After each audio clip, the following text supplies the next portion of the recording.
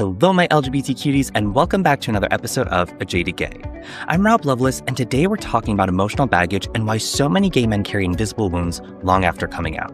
Now, many people think emotional baggage comes from failed relationships or difficult life experiences in adulthood, but for many gay men, those patterns often begin much earlier.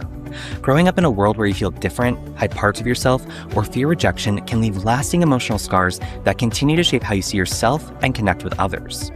According to Dr. Jason Durant, a gay psychologist and author of Boy from the North Country, many of the struggles gay men experience in adulthood, including shame, anxiety, people-pleasing, perfectionism, and difficulty with intimacy, can often be traced back to early experiences of stigma and identity concealment. Healing begins by recognizing those patterns with compassion rather than judgment. Emotional baggage doesn't always look obvious. In fact, it can show up as constantly seeking validation, fearing abandonment, avoiding vulnerability, or pursuing emotionally unavailable partners. Sometimes these behaviors develop as a coping mechanism that helped us survive earlier in life, but no longer serve us as adults. One of the biggest challenges is that these patterns can become so familiar that we mistake them for personality traits.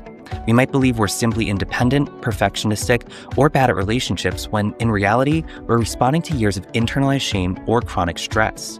Now, the encouraging news is that emotional baggage isn't permanent. Therapy, mindfulness, self-reflection, and supportive relationships can help all of us recognize unhealthy patterns and replace them with healthier ways of thinking and relating to others. Healing isn't always about pretending painful experiences never happened. Instead, it's about understanding how they've shaped us so they no longer control us. It's also important to remember that healing isn't a race.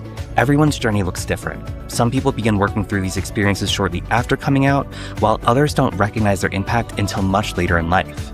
Progress isn't measured by perfection. Instead, it's measured by becoming more self-aware, more self-compassionate, and more authentic.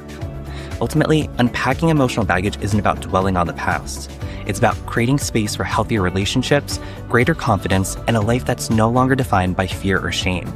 The experiences we've had may also always be a part of our story, but they don't have to determine how the rest of that story unfolds.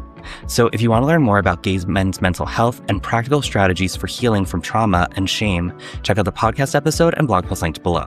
And remember, every day is all we have, so you gotta make your own happiness.